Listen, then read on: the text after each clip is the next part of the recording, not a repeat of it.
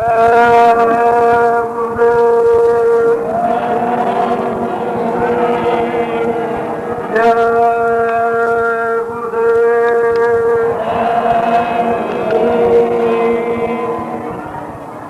गुरुदेव नाम किसका, जय गुरुदेव नाम किसका, जय गुरुदेव नाम किसका।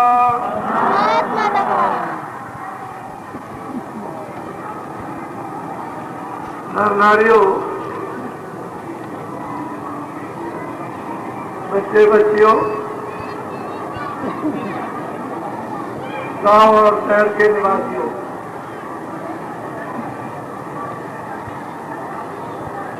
आज का दिन बड़ा ही सौभाग्यशाली। ऐसे दिन कभी कभी जीवन में प्राप्त होते हैं। इन दिनों में आत्म संदेश सुनने को मिले।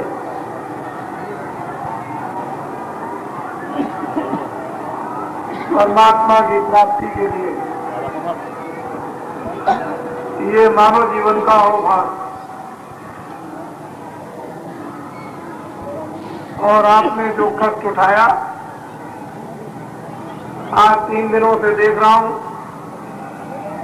इस मैदान में अपने अपने कामकाजों को छोड़कर लोग निश्चिंत होकर पड़े हुए थे। इस जमीन पर आप बड़े भाग्यशाली हैं। मैं ऐसा समझता हूं कि भगवान की आप पर दया होने वाली है।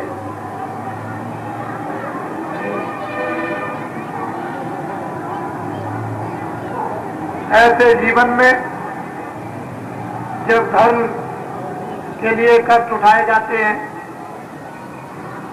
आत्म कल्याण का संदेश सुना जाता है, तो ये कोई मुश्किल की बात नहीं, ये उसकी भगवान की कृपा है। हम लोगों को चाहिए उससे कृपा पात्र बने, उसकी कृपा को ग्रहण करें। जब उसकी कृपा ग्रहण कर लेंगे, दया का परिचय हमको हो जाएगा, हमारा ये नर शरीर मनुष्य शरीर सफल हो जाएगा। इसीलिए ऋषि मुनि महात्मा साधु संत हमेशा कोई न कोई ऐसी क्रिया लोगों के सामने रखते थे जिससे हम शरीर की तपस्या करते रहे और मन इंद्रियों को दमन करते रहे। काम क्रोध लोभ मोह अहंकार से दूर रहे। ऐसी कोई न कोई वो महापुरुष क्रिया हम सब गृहस्थ आश्रम में रखते थे और उस समय पर हम सभी लोग लगे रहते थे। अपने धर्म को मुख्य प्रधान सभी कामकाज करने के बाद लक्ष्य रहता था कि मुझे ये काम सायंकाल या प्रातः काल करना। 30 वर्ष के पहले हम लोगों ने भी जंगल, गांव और शहर के आदमियों को देखा, बिना भगवान ईश्वर का नाम लिए हुए कभी किसी काम में जाते नहीं। गांववासी जब कभी भी अपने खेतों में काम करें तो भगवान का पहले नाम, जब खेतों को बोए तो भगवान का नाम लें, जब खेतों को काटे तो भगवान का नाम लें, अनाज को उठाए तो भगवान का नाम लें। और भगवान के नाम पर कितना अनाज निकाल करके गरीबों को मंदिरों और मठों में पहुंचा दिया जाता था। उस समय पर हमारी गाड़ी कमाई का कुछ अंश सेवा में लगता रहता था। मंदिर के नाम पर, आश्रम के नाम पर, महात्मा के नाम पर, देवी देवता के नाम पर, गंगा जमुना के नाम पर कभी भूल चूक से हमसे गलती हो गई, कोई बुरा काम बन गया तो गाड़ी कमाई का जो पुण्य उसमें क्षमा कर दिया जाता, माफ हो जाता। ये हर गृहस्थ आश्रम में, शहर और गांव में ये सभी काम प्रमुख रखे जाते हैं। लेकिन अब हम लोगों ने इन सब कामों को छोड़ दिया। इसलिए हमारे मन में, बुद्धि में, चित्त में और अंतःकरण में अपनी धार्मिक भावना भक्ति नहीं, विकार आ गए, बुराइयां आ गई और बुद्धि छिन्न भिन्न हो गई, मन चलायमान हो गया, इंद्रियां चलायमान हो गई, काम, क्रोध, लोभ, मोह, अहंकार ये जाग गए। इन्होंने मनुष्य के सारे ढांचे को नष्ट भ्रष्ट कर दिया। ऐसी दशा जब हमारी हुई तो बुरा रास्ता हमको मिला और उस बार बुरे रास्ते पर चले, नाना प्रकार की बुराइयां जो हम में आई हैं उसी का आज हम सबको परिणाम भोगना पड़ रहा है। इसलिए आप पुरानी अपनी नीति, अपना रास्ता, अपने विचार, सेवा, प्रेम, आदर, संस्कार सब लोग अपना। ये जन जागरण मानव धर्म का हो रहा। मानव जन जागरण धर्म का हो गया तो आध्यात्मिक विकास होने में, आध्यात्मिक विज्ञान प्राप्त करने में, उसके बोध में कोई देर नहीं लगेगी, वे जल्दी हो जाएगी। लेकिन मानव धर्म को हमने नहीं उतारा तो फिर आध्यात्मिक धर्म हमारे लिए कल्पना है और कोई भी लाभ हमको नहीं, न इधर का न उधर का।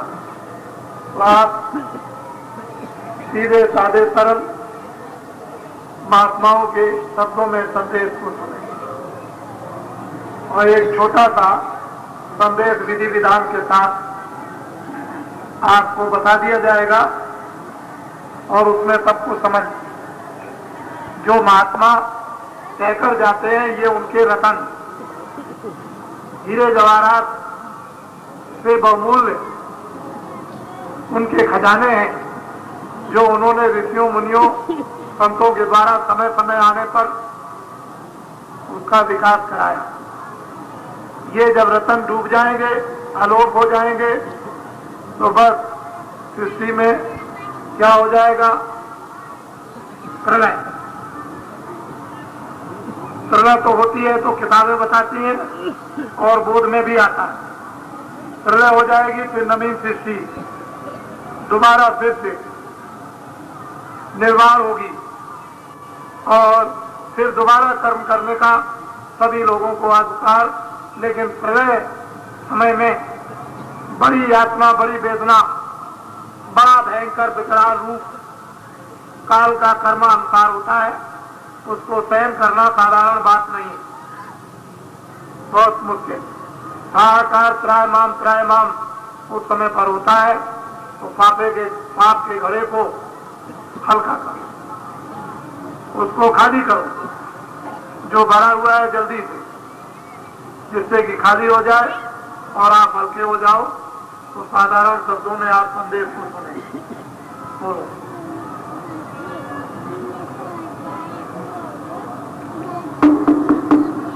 नाम रतन धन पाए कर गाधी बादन को, नाही पन नहीं पालकी, नहीं गात नहीं। सबने ये आपको बताया कि नाम का धन अमोलक है और बड़े भाग कृपा से मिलता। जब ऐसा अमोलक धन आपको नाम का मिल जाए मनुष्य रूपी मकान में जीवात्मा रक्षा के लिए, तो उसको गांठी में बांध, कंगाल की तरह से उसको 24 घंटे देखते रहो कि वो हम से गिरा तो नहीं, हम भूले तो नहीं, हमने कुछ आगे पीछे तो नहीं कर दिया। उस नाम अमोलक धन को कंगाल की तरह से अपनी गांठ में से खोल खोल कर देखते रहो। क्योंकि इस धन का कोई न जानने वाला, न कोई परखने वाला, न कोई लेने वाला। जब उसकी कृपा होती है तो वो धन बरसता है, वो नाम का अमोलक धन, और उसे गांधी में बांध के नर नारियों को रख लेना चाहिए। इसको खोलो मत। अगर ये हीरा कहीं गिर गया तो दोबारा फिर मिलने वाला नहीं। ये नर नारी खूब अनुभव करते हैं। जब साधन भजन करते हैं और उनको जब अंदर में अनुभव होता है, देखने सुनने का आनंद मिलता है, तो अपने अड़ोसी पड़ोसी से कह देते हैं, बस वो बंद हो जाता है। तो सारे जीवन होते रहो, और वो अब खुलने वाला नहीं जो बंद हो गया। इसलिए आपको बता दिया जाता है कि नाम का अमोलक धन जब मिले तो गांधी में बांध के रख लो। नहीं मन, नहीं पल, नहीं पार की, नहीं गांठ, नहीं मोल। न उसकी कीमत है, न उसका बताने वाला, न उसका लेने वाला, न उसका परखने वाला। लेकिन आपको मुफ्त में मिल गया, मेहनत से नहीं मिला। जब मुफ्त में मिलता है तो उसकी इज्जत और कदर नहीं होती। इसीलिए आप उसको अपनी गांठ से निकाल के फेंक दें और फिर पीछे बचना पड़ता। पीछे पछताए क्या हो, जब चिड़िया चुन गई खेत, बोया हुआ खेत यदि रक्षा नहीं की तो चिड़िया चुन जाएगी, और दाना जब खेत में से निकल जाएगा तो जमेगा क्या। किसान वही चतुर है कि बोधे उसकी रक्षा करें 2-4 दिन तक।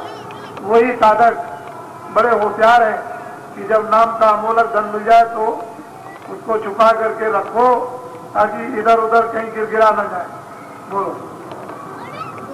नाम रतन धन मुझ में हाल खुली घट मार। कहते हैं वो पूरब पश्चिम उत्तर दक्षिण में नहीं, नाम के रतन की खदान मुझ में छुपी हुई है अंदर।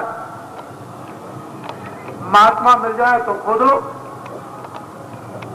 उनके पास सभी हथियार है, दे देंगे आपको हथियार, औजार दे देंगे, उनको जल्दी से खोद लेना, और फिर वो खजाना निकल जाएगा जो गोपनीय गुप्त है, जो गड़ा हुआ है। मानव आत्माओं का खजाना गड़ा, और वो मानव तन में छुपा रखा हुआ है। इस खजाने को वो महात्मा जानते हैं जिन्होंने पा लिया, और वो खजाना आपको मिल जाए तो जब ले लो, उसको खोद डालो जल्दी से। जिन जिन्होंने खोद लिया, ये अपने में उन्होंने उस खजाने को पा लिया, और यहां से कह करके चले गए।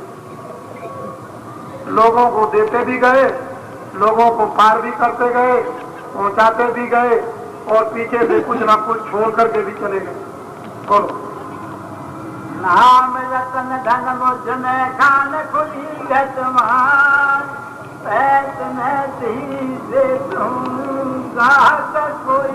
महापुरुष कहते हैं कि नारियों हमको पैस में मुफ्त में देते हैं, लेकिन हमको चिंता अफसोस इस बात का कि मुफ्त का दिया हुआ धन आप लेते हैं, उसकी आपको कदर और कीमत नहीं है। मैं तो आपको मुफ्त में दे दूं, है तुम्हारे पास, तुम्हारा है, देना चाहता हूं, लेकिन उसकी कदर नहीं, तुम लेते नहीं। समय समय आने पर सबने मुफ्त में बांटा।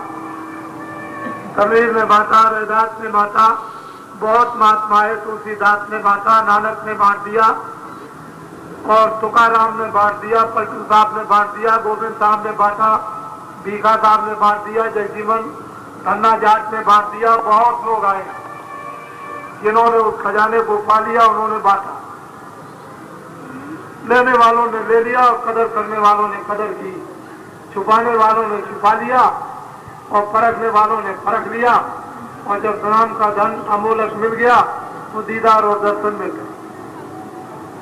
इसलिए देता तो जरूर हूं मुफ्त में, लेकिन आपको उसकी इज्जत सम्मान। हाँ। जब गुण का गाहक मिले तब गुण लाख विकार।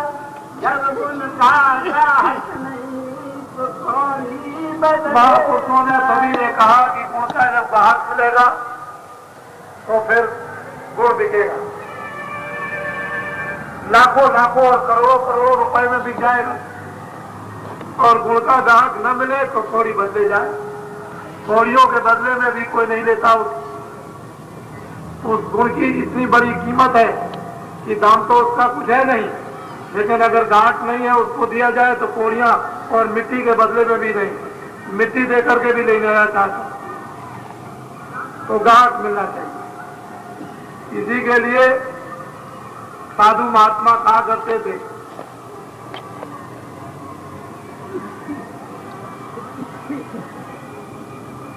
हीरा परखे जोहरी शब्द को परखे साज, जो कोई परखे साथ को साकाम। कहते हैं हीरे को जौहरी पहचानता है, किसी अनजान को दे दिए फेंक देगा, लेकिन हीरे की परख पहचान जौहरी को, और शब्द की परख साध को। जो शब्द को पा चुका है वो जानता है कि उसकी क्या कीमत है। और जो कोई समझे साधु को ताका मता आगाज, और जिसने साधु को पहचान दिया उसका मत आगाज, किसी की समझ में नहीं हुआ, आगाज विचार उसकी। साधु को परखना बहुत मुश्किल, क्योंकि कोई तिलक और चंदन तो होता नहीं कि ये समझ लिया जाए कि सैन बोर्ड है, ये साधु है, ये महात्मा, ये संत है, इनके पास ये है। वो तो कुछ नहीं है, वो तो शब्द से जाना जाएगा। हीरा ने परखा जौहरी ने, और शब्द को परखा साधना करने वाले साध ने, और साध को परखा जिसने, उसका मता आगा। उसकी महिमा क्या कही जाए। लेकिन संत को पहचानना बहुत मुश्किल होता है, क्योंकि दाढ़ी बाल से तो संत बनते नहीं, वेशभूषा का नाम संत है नहीं। संत तो सत्ता का नाम, जिन्होंने उस सत्ता को पा लिया और आज से अंत तक जान लिया, उसका नाम था अंत संत। बोलो। रवि रसायन हम करी नहीं नाम समझो। कहते हैं महात्मा भाई, हमने तो सब रसायन देखे, सोना देखा, चांदी देखा, ये देखा, वो देखा, वो देखा, सभी रसायन जगत की हमने करके देख ली, लेकिन राम के नाम के समान कोई रसायन जगत में नहीं। नाम रसायन जिसने कमा के रख ली तो वो निहाल हो गया, सहनता और बादशाहों का भी बादशाह और राजाओं का भी राजा और चक्रवर्तियों का भी चक्रवर्ती हो गया। लेकिन राम रसायन जिसके पास नहीं, कहते हैं हमने तो सब देख लिया, इसमें कुछ नहीं है। क्यों कि ये सब चीजें रसायन सब छोड़ के जाना और नाम रसायन साथ ले जाना, वो धीरे धीरे करके उसको पका करके उसको फूंक ताप करके जमा कर लो। आपको आता ही नहीं फूकना तापना, क्या फूके क्या तापना। कुछ दे दे कुछ दे, अरे कुछ दे दे कुछ दे, परसा पिए न नीर घटे, अजगर करे न चाकरी, पंछी करे न काम, और दात मलू का कह गए सबके दाता राम। और दे दे कुछ दे दे के हो जाएगी तो कौन कहेगा दे। अरे कुछ मतलब फूक ताप ले, कुछ ले ले कुछ दे ले, तो रसायन तुझे पता चल जाएगी कि रसायन क्या है। लेकिन राम रसायन नहीं कमा करके रखी तो ये सब रसायन पास, सब बर्बादी। इन रसायनों को जमा करके खाली होकर चले जाओ। बोलो। कभी रसायन हम करी नहीं नाम समझो, रंचक घट में संतरे सब तन कंचन हो। नाम रसायन जलने भर भी इस घट में प्रकट हो जाए तो ये शरीर कंचन हो जाता है। जरा सा भी नाम इसमें आने लगे, सुनाई देने लगे, बोलने लगे, आवाज आने लगे, कीर्तन होने लगे, आसमानी आवाज, कलमा सुनाई दे, तो समझ लो कि रंचक नाम घट में अगर संचार करे तो शरीर कंचन। यह है नाम की उपमा। हम लोग नाम को समझते नहीं है। नाम क्या चीज है? नाम से सूरज बनते हैं, नाम से आकाश बनता है, नाम से पाताल बने, और नाम से चंद्रमा बने, नाम से सितारे बने। और नाम से बड़े बड़े ब्रह्मांड, नाम से स्वर्ग बना, नाम से देवी देवता, और नाम की ये महिमा है और उसको समझते हैं। सारी रचना ऊपर से नीचे तक नाम की। ऐसा नाम घट में अगर कहीं प्रकट हो जाए, या घट प्रकट हो, जिस घट में भी प्रकट हो जाए, कोई उस भेद को जान जाता है। और नाम नहीं मिला, नाम नहीं समझा तो खाली चले जाओगे, जैसे आए वैसे। गावनिया के मुख बसु और श्रोता के कान, ज्ञानी के हृदय बसु वेदिका में प्राण। कहते हैं भाई कोई मोसे गाता है, कोई किताबें आंखों से देखता है, कोई कुछ करता है, कोई कुछ करता है, लेकिन कहते हैं जो मेरा भेद जान लेता है, मैं उनके प्राण, मेरे बगैर वो नहीं रह सकते और मैं उनके बगैर नहीं रह सकता। और पृथ्वी पर जब चलते हैं तो मेरा हाथ उनके पैर के नीचे मखमल गद्दे से भी कोमल मुलायम होता है। मैं नीचे हाथ रखता हूं, उनका पैर मेरे हाथ पर होता है। मैं भेदी का प्राण हूं, जान। मैं उनके साथ 24 घंटे इस तरह से घूमता रहता हूं जैसे मां के पीछे बच्चा रोएगा, पीछे पीछे भगेगा। ऐसे ही भेदी मेरे आगे आगे चलते जाते हैं, मैं पीछे पीछे उनके भागता फिरता हूं। मैं उनकी जान और प्राण। तो आप ये समझिए कि भक्तों के साथ कौन रहता है। फिर भक्तों की बात भगवान से उठा ले। जब कभी भक्त कह देते हैं तो भगवान भक्त के बस में होते आए, फिर वो कहना कभी टालते नहीं। लेकिन भक्त सब कष्ट उठा लेते हैं, बहुत मुश्किल से कुछ कहते हैं। जब इस जगत में भारी भयंकर भगवान को कोई भक्तों के लिए करामात प्राचीन और आने वाले समय के दिखाने के लिए कोई नमूना लोगों के सामने रखना चाहते हैं, तो भक्त बत्सल बन करके भक्तों के साथ रह करके दुनिया को कोई चमत्कार दिखाते हैं। नहीं, भक्त तो बड़े ही बर्दाश्त करने वाले होते हैं, वो उनसे कुछ नहीं कहते। लेकिन भगवान भक्तों की टेक को देखकर, उनके प्रण को, प्रतिज्ञा को देखकर खुद कभी न कभी जलवा दिखा देते हैं। दुनिया को ये हो जाता है कि नहीं, ये तो कोई और लीला है। जिनके पास नाम है, नाम के भेदी, नाम को पा चुके हैं, कोई परमपिता प्रभु उनकी जान और प्राण पाते हैं, उनके पीछे रहते हैं हमेशा, कभी उनको छोड़ते नहीं एक सेकंड भी। जब जरूरत आएगी तो अपने आप कच्चे हो जाएंगे। बोलो। जब ही नाम हृदय धरा भया पाप का नाम। और जिसके घर में नाम प्रकट हो गया, पाप का जड़मूल से विनाश, चाहे पुण्य हो चाहे पाप हो। रामायण में बिल्कुल साफ कहते हैं, योग की युक्ति, ज्ञान रूपी अग्नि को प्रकट करो और अपने कर्मों को सुबह सुख को जला दो। जब ज्ञान रूपी अग्नि प्रकट नहीं होगी घट में, तो सुबह सुख कर्म कैसे जलेंगे? जब दोनों सुबह सुख कर्म, जब पाप जल जाएंगे और पुण्य भी खत्म हो जाएंगे, तभी तो ये जीव निवृत्त होगा, छुटकारा पाएगा। नहीं तो किसी न किसी अच्छे और बुरे कर्मों में बना रहेगा। तो जब घट में नाम का संचार हो गया, तो पापों का पुण्य का दोनों का बिना।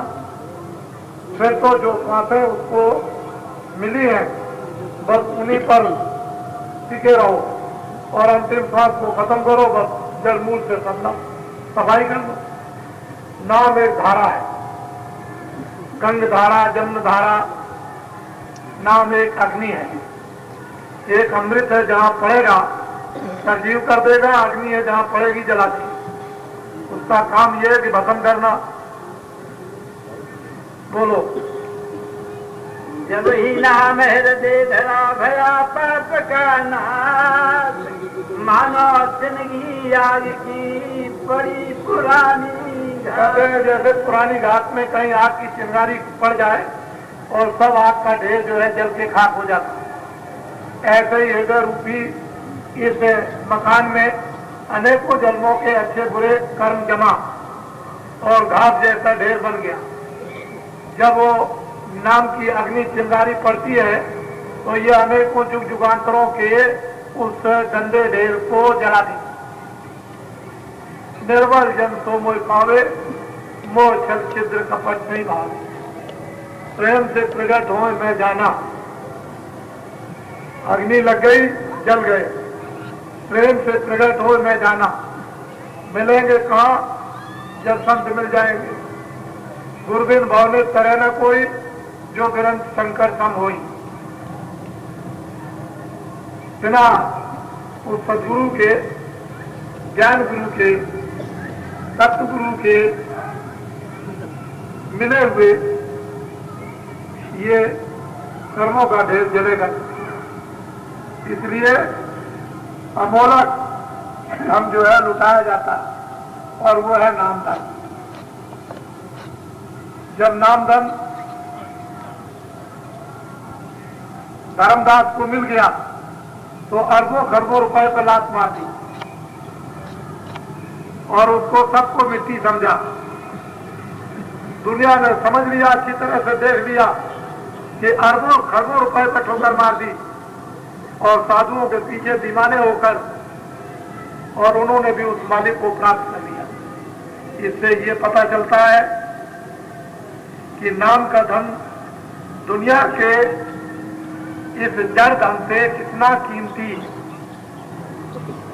और कितना आनंद का है कि जब उस धन को पा जाते हैं तो इस धन पर लात मार देती है और इस धन को पाकर बादशाहों ने ठोकर मार दी और इतिहास कहता है सीधे जंगलों को चले गए और दोबारा लौट करके नहीं आए। जिस समय पर तुलसी साहब को पूना की राजगद्दी सौंपने के लिए उनके माता पिता ने उनको मजबूर किया, उसके पहले ही उनको नामधन मिल गया।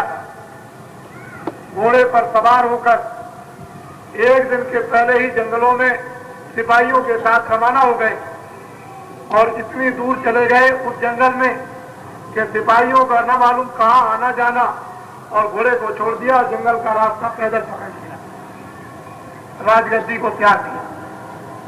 नामधन एक ऐसा था। वो राजा जनक जब उनको नामधन की एक चिनकारी मिली तो देखिए विदेह हो गए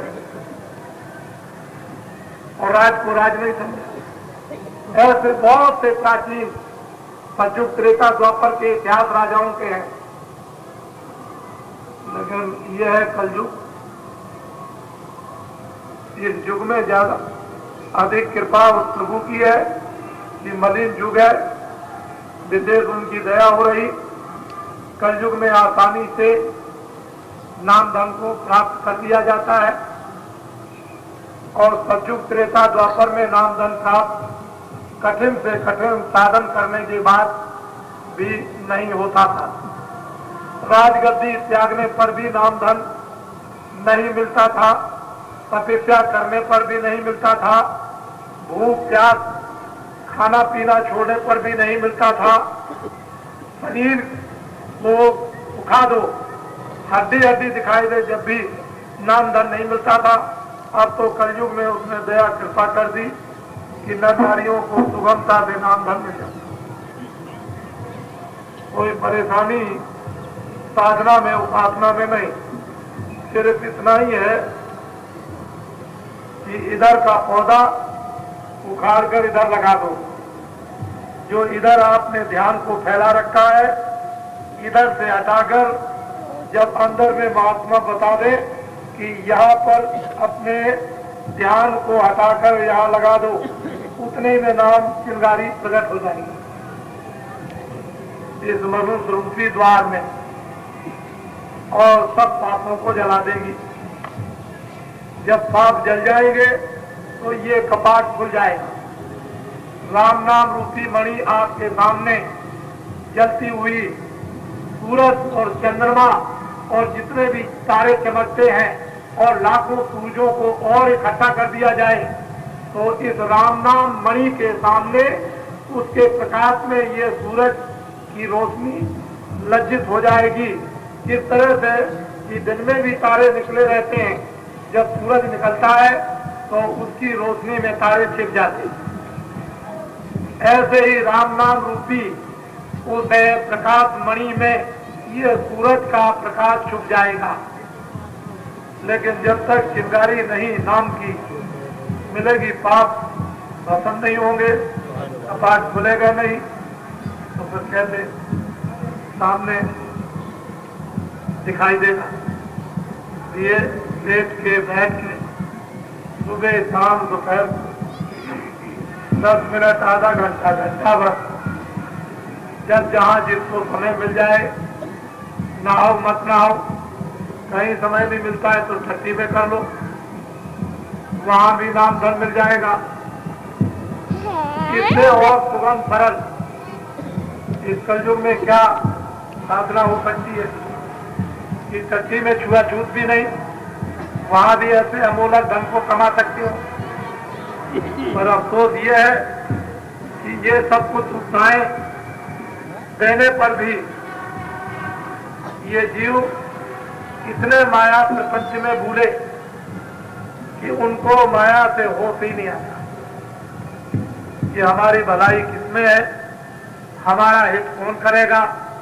वो तो ये समझते हैं कि माया ही हमारा हित करेगी, और माया रोज आपके हाड़ों को तोड़ती है, रोज रुलाती है, रात को सोने नहीं देती, दिन को बैठने नहीं देती, मोहब्बत और प्यार किसी से करने नहीं देती, 24 घंटे छड़ी लेकर और तुम्हारी कमर में मारती रहती है और बंदर की तरह से तुमको नचाती है। फिर भी तुम ये समझते हो कि हमारा हित इसी से होगा। महात्माओं को अपना हित ऐसी नहीं समझते, मददगार अपना दोस्त नहीं आप समझ रहे हो, तो इसमें किसकी भूल है। अधिकार आपको अच्छे और बुरे कामों का पूरा मिला है, देखने सुनने बोलने समझने का, तो अधिकार का दुरुपयोग करो तो गलती आपकी, कोई भगवान की और देवताओं की तो गलती नहीं।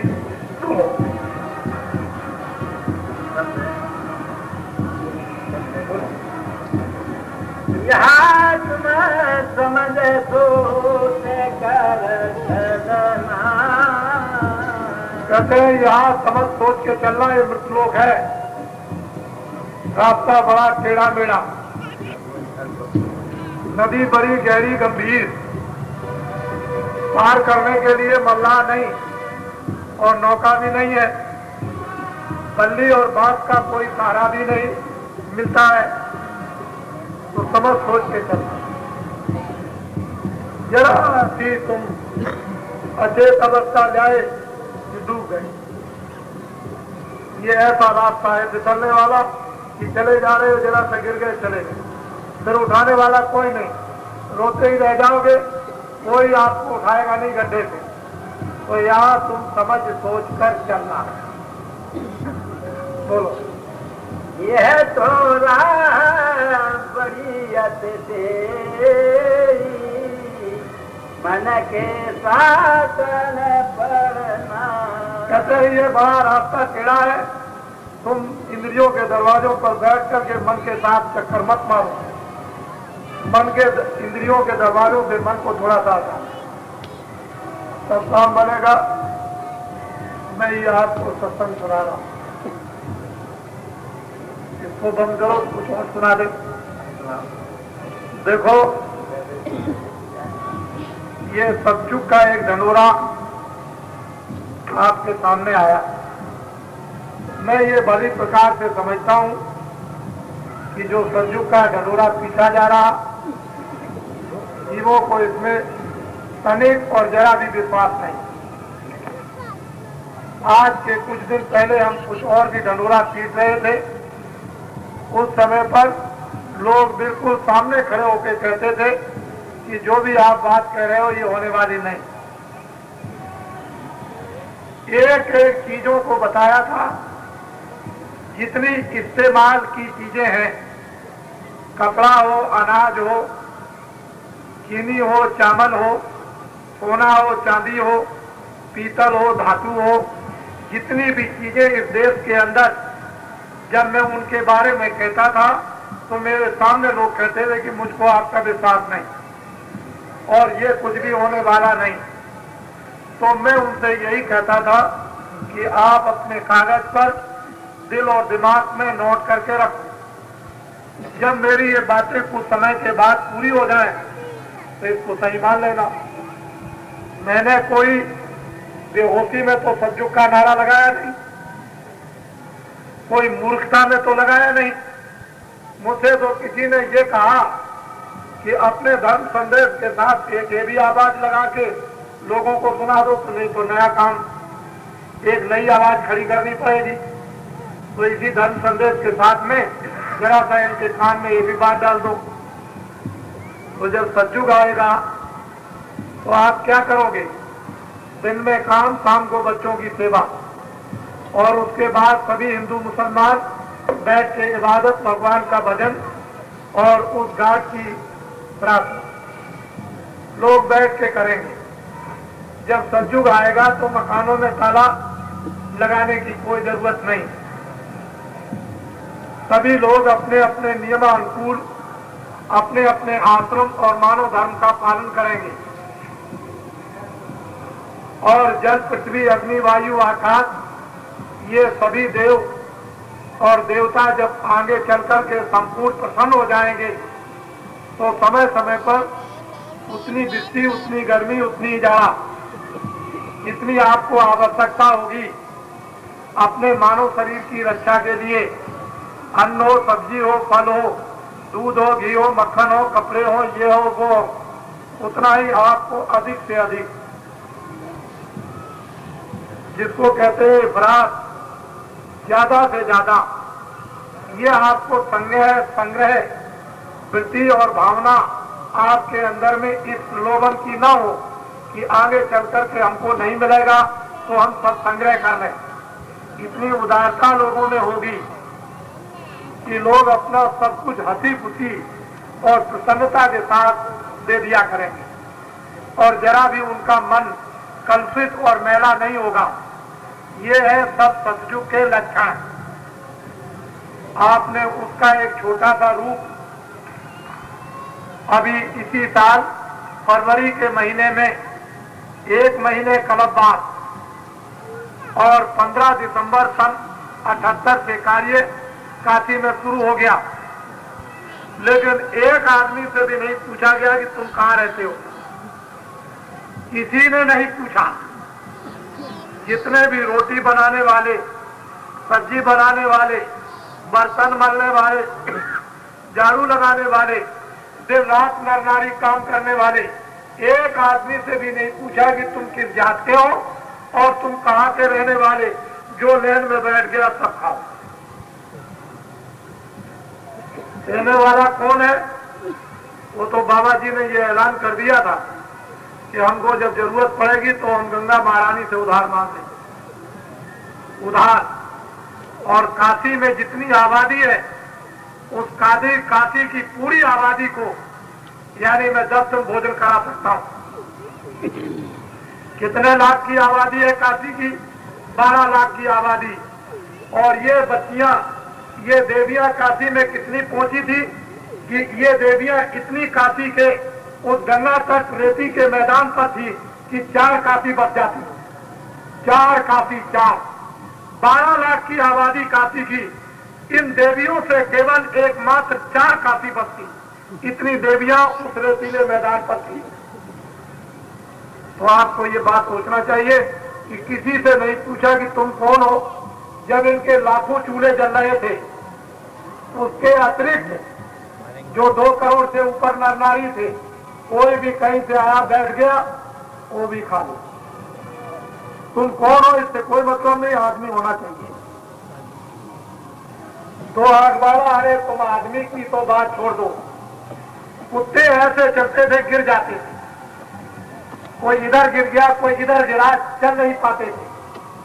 वो कुत्ते 2 महीने के अंदर ऐसे मोटे हो गए कि एक भी कुत्ता कहीं लड़ते हुए उस मैदान में नजर नहीं आया, और 500 कुत्ते उस मैदान में एक साथ खेलते थे।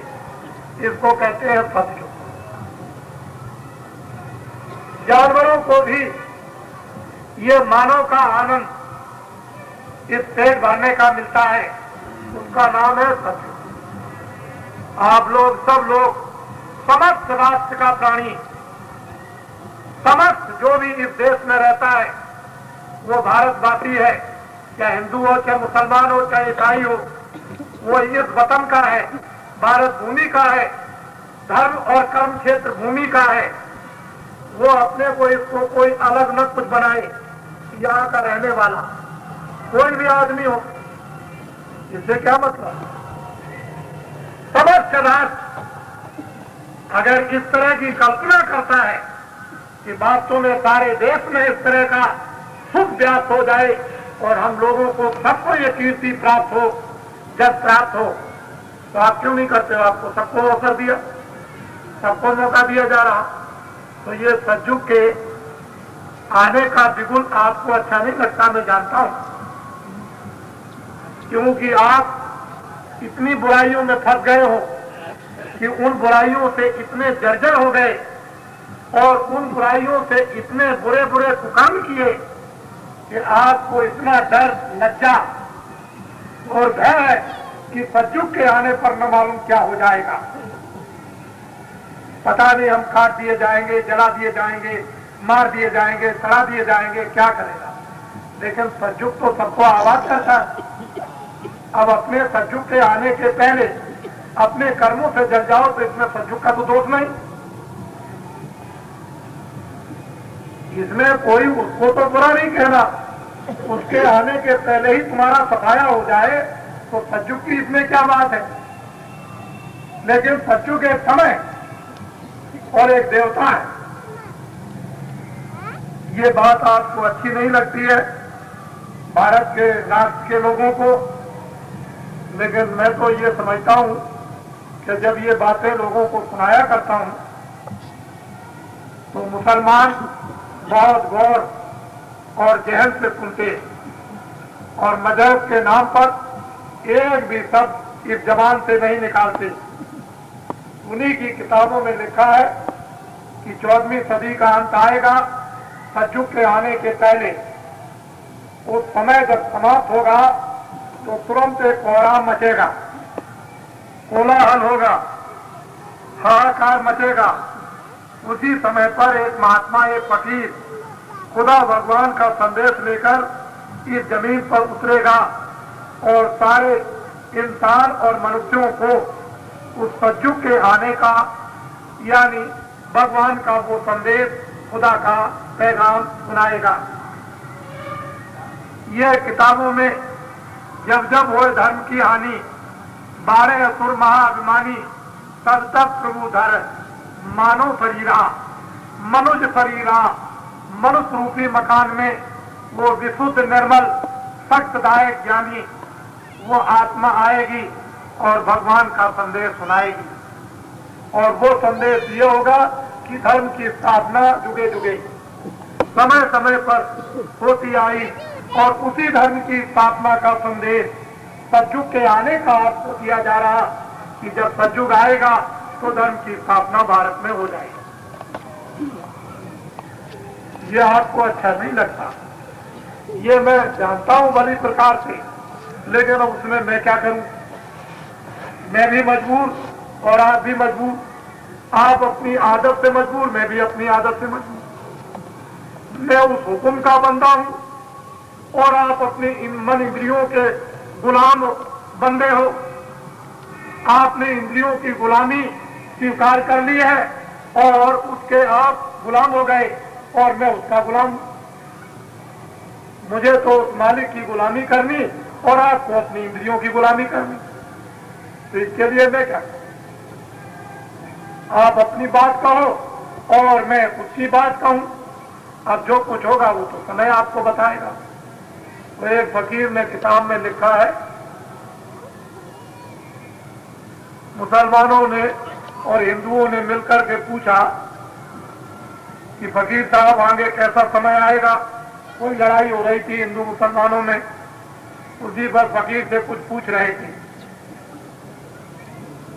तो उन्होंने कहा कि देखो हिंदू मुसलमानों, अभी तो 300 बरस मुसलमानों का राज रहेगा। कश्मीर से एक आवाज आई कि जनेऊ काटे जा रहे, तमाम हिंदुओं के जनेऊ तोड़े जा रहे। उसी बीच में हिंदू मुसलमान एक फकीर की सोबत और सत्संग सुन रहे थे। ये प्रश्न उसी समय पर आ खड़ा था। उन्होंने कहा अभी तो मुसीबत का सामना करना है, क्योंकि 300 बरस मुसलमानों का राज रहेगा। तो कहने लगे फिर क्या होगा कि सफेद चमड़ी वाले आएंगे, भारत में तिजारत करेंगे और थोड़े दिनों में इतने धनी मानी शक्तिशाली हो जाएंगे कि मुसलमान बादशाहों को मार भगाएंगे। फिर क्या होगा? कहने लगे कि सफेद चमड़ी वालों का राज होगा, सूरज जहां से निकलेगा, जहां डूबेगा, वहां तक सैकड़ों वर्षों तक राज चलेगा। फिर क्या होगा? कहने लगे एक कौमी आवाज उठेगी, उसमें नेता और लीडर पैदा होंगे और तमाम जमहूरियत नेता और लीडरों का साथ देगी और सफेद चमड़ी वालों को मार भगाएगी।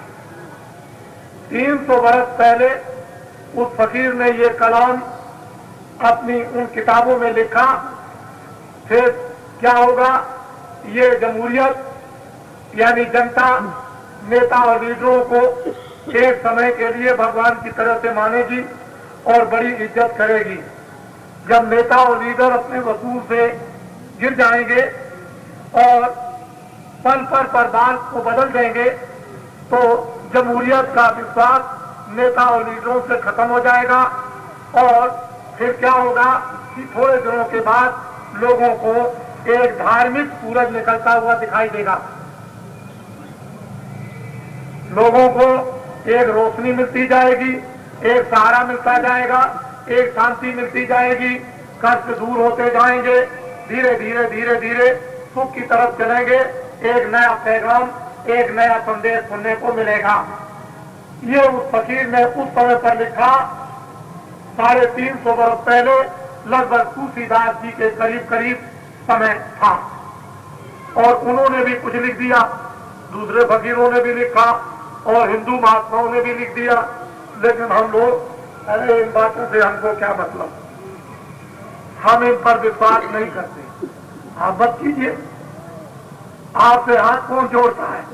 वो तो उसका डंडा ही आपको विश्वास करा लेगा। बाबा जी कुछ नहीं, वो तो कुदरत का डंडा है, वो तो वही आपको विश्वास करा देगा। आप विश्वास मत करो थोड़े दिन के लिए, कुछ दिन के बाद कर लेना, लेकिन कलयुग में सतयुग आएगा। जो भी कार्य करो ऐसे कार्य करो जिससे आपकी सेवा का दूसरों को सही माने में लाभ और मानव बन जाए, चरित्रमान सदाचारी बन जाए। ऐसा नहीं है कि हम दूसरों को पर उपदेश कुशल बोलते रहे, दूसरों को शिक्षा देते हैं भांग मत पियो और अपना गोला डकार लेते हैं, अपना खा जाए दूसरों को शिक्षा दें ये भांग मत पियो, बीमारी कैसे दूर होगी। दूसरों से कहे कि आप शराब मत पियो और खुद बोतल चढ़ा जाए, खुद चोरी करे दूसरों को नसीहत दे, चोरी कैसे छूटेगी। स्वयं डकैती डालोगे, दूसरों को कहोगे डकैती डालोगे तो सजा मिलेगी। तो कुदरत के कुछ ऐसे नियम हैं कि करते रहो। आप तो समझते हो हम सबको धोखा देते हैं और एक दिन वही आकर के खड़ा हो जाए, फिर वो सजा आपको मिल जाएगी। कुदरत के नियम कुछ अजीब और गरीब। यह रहस्य वो जग जाने जो जिसका मिलाप उससे हो जाए, उस रहस्य को वो जानता। ऐसे अजीब और गरीब उसके कुदरत के विधान और नियम है, हम लोग नहीं समझ पाते हैं। तो कुछ ऐसा काम करो कि जो मुझ में गुण हो दूसरों को दे दो और अपने अवगुणों को छोड़ दो, तो काम धीरे से बन जाएगा। लेकिन दूसरों को शिक्षा देते हो और आप गड्ढे में गिरते हो तो कैसे काम होगा? बहुत मुश्किल की बात। तो ये जन समुदाय है, उसके सामने एक समझ। आज ये जयपुर शहर 15 तारीख दोनों बातें हैं, आजादी का दिवस भी है, स्वतंत्रता दिवस, और इधर में आपके जन्माष्टमी का भी।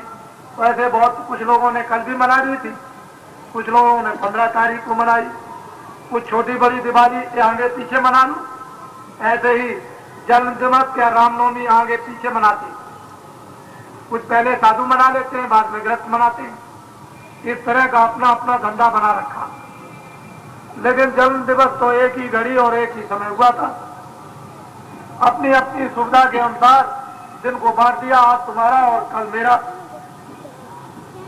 तो किसी ने कल कर लिया, किसी आज ये भी दिवस है और वो भी दिवस, राष्ट्र का भी दिवस है और एक धर्म का भी दिवस है। तो ये जयपुर रामलीला मैदान है, यहाँ तो राम का एक स्वप्न था। इस स्थान पर जब क्वार का महीना आता है तो दिखाया जाता है, बताया जाता है। उसी स्थान पर आज ये जन्माष्टमी का एक सुर संदेश लोगों को सुनाया जा रहा कि 5 तत्वों में जीवात्मा 8 गांठों में बंधी हुई है, इसलिए उसको जन्माष्टमी कहते हैं। रजोगुण, तमोगुण, सतोगुण 3 तो ये है, और जल, पृथ्वी, अग्नि, वायु, आकाश, इन 8 रस्सियों में जीवात्मा की गांठ बंधी। अगर कोई आदमी इन 8 रस्सियों से छोड़ ले जीवात्मा को, तो छोड़त ग्रंथ पाओ जो कोई, तब ये जीव किरारत हुई। इस जीवात्मा का जन्म जब ही होगा और जन्माष्टमी उसी दिन पूरी हो जाएगी जिस दिन 5 तत्व और 3 गुणों से जीवात्मा खोल ली जाएगी। उस दिन सच्चा जन्म जन्माष्टमी का इन जीवात्माओं का होगा। तो वो आज आपको संदेश सुनने को मिल रहा है। इसलिए बाबा जी का जो संदेश है वो आपसे विनीत प्रार्थना है कि आप लोग शराब पीना छोड़ दें, ताड़ी पीना छोड़ दें, मांस, मछली, अंडा खाना हिंदू, मुसलमान, ईसाई छोड़ दें, चोरी, डकैती, कत्ल सभी लोग मानो मात इसको छोड़ दें। और क्या छोड़ दें? कोई आंदोलन, कोई हड़ताल, कोई तोड़फोड़ मत करो। दिन में काम, शाम को बच्चों की सेवा, उसके बाद भगवान का यानी खुदा की इबादत घर में या मस्जिद मंदिर में बैठ के करो। सारी दुनिया की मानवता, इंसानियत की ये तमाम बदनीयती और खराबी, झंझट और झगड़े सब के सब इन 3 कामों के करने पर खत्म हो जाएंगे।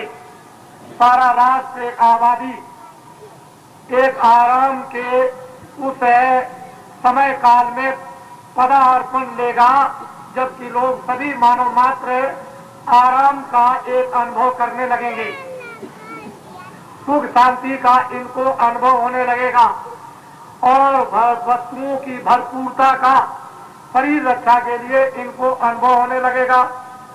1.5 साल के अंदर पहला एक देवता अयोध्या में सन 77 में मई के महीने में प्रसन्न किया और दूसरा 33 करोड़ देवता 78, 25 से लेकर और 5 तक यानी अहमदाबाद में प्रसन्न किए और काशी जी में शिव जी को प्रसन्न किया। और पहले से बताया आपको कि चावल और गन्ना इतना पैदा होगा जो अभी तक 30 साल में नहीं हुआ, अनाज इतना पैदा होगा जो 30 साल में नहीं हुआ। और जब काशी में कार्यक्रम हो गया तो आपको बताया कि अब की बार इतना अनाज पैदा होगा जो अभी तक कभी नहीं हुआ। 1.5 साल के अंदर देश के अंदर अनाज के कुठार, गोदाम तो भरे हुए हैं, लेकिन कितना लाखों टन जगह जगह पर बाहर रखा हुआ है जिसके उड़ाने के लिए सरकार के पास तिरपाल भी नहीं। मैंने अपनी आंखों से पंजाब में, उत्तर प्रदेश में यानी खुले बोरे भीगते हुए देखा। इतना अनाज और उस अनाज देवता की आंख को जरा भी कदर नहीं, न उन अधिकारियों को कदर है जो वहां के जिम्मेदार, और न सरकार को इसकी कदर है कि तिरपाल दे सकते हैं। और अन्न क्या है? देवता। जो अन्न देवता को पैरों से ठुकराते हैं वो दाने दाने को मोहताज उनको देखना पड़ता। 30 साल के उस समय काल में ये बता दिया गया था कि अनाज नहीं मिलेगा, आबादी को घटा करके 40 करोड़ करना है। चाहे स्त्रियां मर जाए, चाहे बुढ़े मर जाए, चाहे जवान मर जाए, चाहे गर्भ में मर जाए, और चाहे कैसे भी मर जाए, चाहे जहर खा के मर जाए, चाहे बिना अन्न के मर जाए, मुझे तो 60 करोड़ की आबादी से 40 करोड़ करना। ये पैगाम पिट गया था, डंडोरा बच गया था कि आबादी हम बर्दाश्त नहीं कर सकते हैं। बाबा जी ने कहा कि आप ये अत्याचार और हत्या का काम मत करो, ये पातक लग जाएगा तो आपका ये सनातन, ये ग्रस्त आश्रम और जुग जुग आत्मा ये भ्रष्ट हो जाएगी और अधोगति को प्राप्त हो जाएगी। ऐसा काम मत करो, आप बाबा जी की बात को मान लो। हम जल्दी से देवताओं को प्रसन्न करते हैं और 1 अरब की आबादी हो जाए, लेकिन एक भी आदमी भूखों नहीं मरेगा, पर बाबा जी की बात को मानना पड़ेगा। और क्या मानना है? आपको शराब नहीं पीना, तारी नहीं पीना, मांस मछली अंडे नहीं खाना, कोई चोरी और डकैती नहीं करना, और आंदोलन हड़ताल तोड़फोड़ नहीं करना। दिन में काम करो, शाम को बच्चों की सेवा करो, और जितने कपड़े पहनना चाहो पहनो, और 100 बार खाना चाहो खाओ, और मकानों में रहो, और कोई कमी नहीं होगी, लेकिन बाबा जी की बात मान लो। इसमें तुम्हारा नुकसान क्या है कि कपड़े भी मिले, इफरात भोजन भी मिले, सब्जी फल भी मिले, दूध मक्खन भी मिले, रहने को मकान भी मिले, 1 अरब की आबादी हो जाए, और फिर समय समय पर पानी, जाड़ा, गर्मी आपको मिले, तो आपको और क्या चाहिए? लेकिन बुरे दिन देखना चाहते हो तो मैं क्या करूं? मैंने तो 1.5 साल में डंडोरा पीट करके आपके सामने रख दिया कि देख लीजिए ये हो गया। और इतने कहने पर भी रेडियो अखबार नहीं बोल रहे थे। फिर मैंने ये कहना शुरू किया कि मैं आपसे बुला ही लूंगा, देखें कैसे नहीं आप बोलते हैं। तो अंत में जाकर जब इतना ढंडोरा पीटा कि सारे देश में जन जन में आवाज पहुंच जाएगी, तब रेडियो बोला, तब उसकी जान निकली, एक सांस निकली, और उसमें से आवाज आई कि हाँ, इतना अनाज पैदा हो गया है जो अभी तक कभी नहीं हुआ। बस रोज रोज वो भी नहीं बोलता, वो भी रोज रोज नहीं कहता, क्योंकि बाबा जी की बात सिद्ध हो जाएगी। चलो एक बार कह दिया तो हो गया। अरे भाई, बाबा जी की बात क्या थी? तो रात की बात थी, ये तो मानव की बात थी, जिसके लिए चिल्ला रहे थे। अब तो कोई जबरदस्ती नहीं हो रही नस काटने की, कोई गर्भ नहीं गिराए जा रहे, कोई आपको सताया नहीं जा रहा, और इतने के ऊपर में किसी अनाज की कमी नहीं। बाजार में जाओ, चावल ले आओ, सब्जी ले आओ, चीनी ले आओ, गुड़ ले आओ, ये ले आओ, वो ले आओ। अब ये बात अलग है कि आप कहोगे महंगाई हो गई, तो अब इसके लिए मैं क्या करूं? आपस में लड़ोगे, समय सेवा का लड़ने में जाएगा, बद इंतजामी हो जाएगी, तो लोग घात लगाए बैठे हुए हैं कि जल्दी से रातों रात 1 लाख का 1 करोड़ कमा ले। तो ये तो अपना अपना दाव लगा रहे, लेकिन ये भी पाप। जो जनता जनार्दन को धोखा देते हैं, उनको भी समय आने पर सजा मिलेगी, वो भी नहीं बच सकते। ये वही बाबा जी हैं जिन्होंने मंच पर खड़े होकर के जगह जगह कहा था कि अंग्रेज जाएंगे, जिम्मेदार जाएंगे, जागीरदार जाएंगे, और किसानों के खेतों का परिवर्तन हो जाएगा। ये सब कुछ आपको देखने को मिला। और ये बाबा जी वही है कि इंसानों की नस नस काटी जाएगी और इनका कचूमर निकल जाएगा। आप तो मानते नहीं थे, लेकिन फिर देवताओं से यानी 2 बरस की मोहलत मांग ली। आप 2 बरस की मोहलत मिली है, इसी में अपने को समझ जाइए। और 2 बरस मोहलत में नहीं समझते हो तो आप जाने, आपका काम जानो। बाबा जी ने तो आपकी तरफ से मोहलत में दे ली। आप ज्यादा करो या कम करो या बिल्कुल छोड़ दो, ये आपका अधिकार है। इसलिए जो बातें हैं देश की, मानव की, समाज की, आत्मा की, और धर्म की, और कर्म की, और न्याय की, और प्रेम की, और सत्य की, और मोहब्बत की, और लोगों के एक दूसरे सेवा और सत्कार की, और आदर की, और इज्जत की, उसको तो मान लीजिए आप। बाबा जी ने कौन सा पाठ बुरा पढ़ा दिया? तो ये साधारण शिक्षाएं हैं। कलयुग में सतयुग आ गया, हम कुछ नहीं जानते। तुम जमीन से उतर के आओ, काले बन के दर्शन दो, हमें इससे कोई मतलब नहीं। उतर के आएगा, आप लोग उसकी स्वागत तैयारियां करें। देखो बच्चे बच्चियों, अभी से अपने अपने बच्चों के लिए छोटे छोटे बच्चों के लिए अभी से चूड़ीदार पैजामा, उसमें ज्यादा कपड़ा नहीं मिलेगा, 12 साल के नीचे बच्चे और बच्चियों के लिए चूड़ीदार पैजामा, जो ऐसे चूड़ी ऐसे मोड़ दी जाती है, चूड़ीदार बच्चों के लिए पैजामा और एक एक कुर्ता बना करके रखो। समझ रहे हो? सुन रहे हैं कि नहीं? छोटे छोटे बच्चों के लिए 12 बरस से नीचे चूड़ीदार पैजामा और कुर्ता उनकी साइज का बनाकर रखो। उसकी हमें बहुत बड़ी जरूरत पड़ेगी हमारे देवताओं को,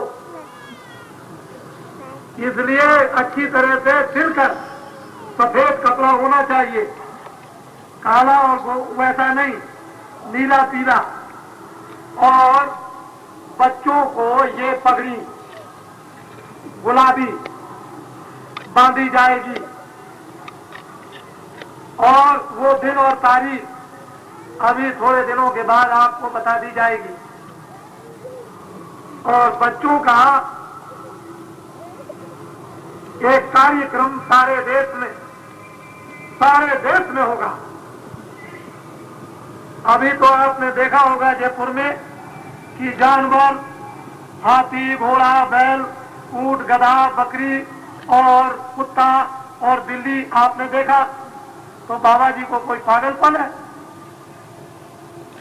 लेकिन आप खड़े होकर के देख रहे थे और उस समय पर आप कर रहे थे मजाक। ये सब बातें इतिहास में चरितार्थ एक एक होंगी। आपको अभी कुछ नहीं मालूम है, अभी बच्चों का कार्यक्रम तारीख निर्धारित होने पर होने जा रहा सारे देश में। अब क्या होगा उन बच्चों के द्वारा, क्या कहलाया जाएगा, क्या शिवजी उन बच्चों से बच्चियों से कहलाएंगे? अरे तुम क्या है, आसमान से फरिश्ते और कब्रों से भी फरिश्ते आकर उन बच्चों के सामने खड़े हो जाएंगे। आपको भी क्या मालूम? खैर हमारी बातें तो ऐसी हुआ करती है, हंसी। हम तो ऐसी बातें आपको सुनाते हैं जो आपको कभी विश्वास न और आपकी बुद्धि में घुसे ना, ऐसी बातें सुनाने का हमारा काम। और ये आपको याद कराना, मनाना नहीं कि जब हमारी बातें आपके सामने आ जाए तब मान लेना। याद जरूर रखना। इसलिए बच्चे बच्चियां सब नर नारी और जो लोग ये कहते हैं बाबा जी, बहुत से लोग कहा करते हैं दुकानों पर चाय की, होटलों की दुकानों पर या कहीं बस स्टेशन या ट्रेन के स्टेशन पर क्या कहते हैं, बाबा जी तो अमेरिका चले गए और बाबा जी जेल में बंद हो गए। लोगों को आप बरगलाना चाहते हैं, आप लोगों को धोखा देना चाहते हैं, इसकी भी सजा आपको मिलेगी। आप ऐसा मत सोचें, नहीं असत्यतम पातक कुंजा, असत्यता के समान यानी पातक दूसरा नहीं होता, उसकी भी सजा आपको मिलेगी, क्योंकि आप बरगलाते हैं, धोखा देते हैं। चंद जो है ये मिट्टी के वो जो घड़ा होता है उसके चंद पैसों पर, मिट्टी के घड़े के पैसे हैं, है उसमें कुछ नहीं, उसके लिए आप धोखा देते हो, तो ये भी बात आपकी सिद्ध नहीं होगी, ये भी बिल्कुल एकदम से आपकी झूठी हो जाएगी। और समय तो आपको सब कुछ बताएगा, तो दिखाएगा ही। नवंबर तक 2 करोड़ पुरुषों के मस्तक पर आपको पगड़ी हर प्रांतों में दिखाई देगी। और थोड़े दिनों के बाद, कुछ और समय के बाद और पगड़ी दिखाई देगी। मूल नर नारी 10 करोड़ हो जाएंगे 31 मार्च 80 के अंत समय तक। और इनके माँ बाप के 4 बच्चे 20 करोड़, ये 10 और 20 30 और आगे पानी में कूदाने की परीक्षा। और इनको एक आदेश, उसी समय पर इनको एक ज्ञान प्राप्त होगा, लौकिक और पारलौकिक, और एक के ऊपर एक,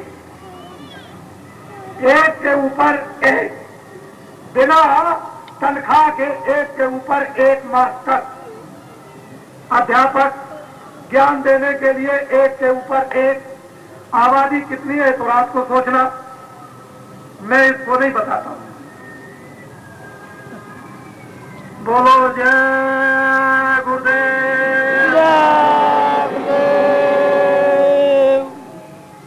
अब मैं आपको नामदान देना चाहता हूं। ये प्रभु का हम छुपा के नहीं रखते। आप किसान की तरह से अपने खेत को बांधो, पानी गिरा बाहर न जाए। मन को, बुद्धि को, चित्त को, आंखों को, कान को, दिल दिमाग को बांध के रखो। जो वर्षा कर दी जाए उसको बीच में रखो, हजम करो। बाबा जी को सबके ऊपर वर्षा किए देते, ये उसका हुक्म है कि सब पर वर्षा कर दो। जो रख सकता है रख लेगा, और नहीं रख सकता है तो मेरी चीज मेरे पास आ जाएगी और बाद में उसे पछताना पड़ेगा। तो ये भगवान का गोपनीय धन अमोलक नर नारियों को सबके सामने समक्ष बैठकर ये सौभाग्य मानव जीवन का बड़े भाग मानो संभावा, सुर दुर्लभ सब ग्रंथन गावा। मनुष्य जीवन का ये परम सौभाग्य कि नाम धन, ये जवाहरात आपको जीवन में मिले, वो आपको दिए देते हैं। आप उसको खुशी से, सम्मान से, बाइज्जत लेकर के जाओ। दिन में काम, शाम को बच्चों की सेवा, खेती, दुकान, दफ्तर का, और उसके बाद जब कोई समय न हो तो लेट के बैठ के जहाँ मौका मिल जाए सुबह शाम खेत में खलिहान में बैठ जाओ और धीरे से दरवाजे पर बैठ करके अपनी जीवात्मा से उस दरवाजे को खटखटा दो और हमारा दिया हुआ जड़ी अंजन जरा रगड़ करके जरा घिसो। तो 10 दिन, 15 दिन, 20 दिन, महीने के अंदर में जब रगड़ लगेगी तो ये मैल कब जाएगा और दरवाजा खुल जाएगा। आंख से और कान से सुनाई दिखाई देगा। तो धोखा कौन किसको देगा, ठगेगा कौन किसको। जब दिखाई भी देगा, सुनाई भी देगा, आनंद भी आएगा, ज्ञान भी मिलेगा, तो धोखा किस बात का। धोखा तो जब होता है जब आपको ठग लिया जाए। इसमें ठगने की बात क्या, जमीन पर सोना दिखा दो तब भी ये अमोलक धन नहीं मिलेगा भगवान नाम का। जो आपको मिला जाता है उसको ले लो प्रेम के साथ। चमड़ा भी शरीर का चू चू गिरे और अगर नाम धन मिल जाए तो सस्ता जाए, बहुत सस्ता। इसको ले लीजिए, आपको भी बता देते हैं।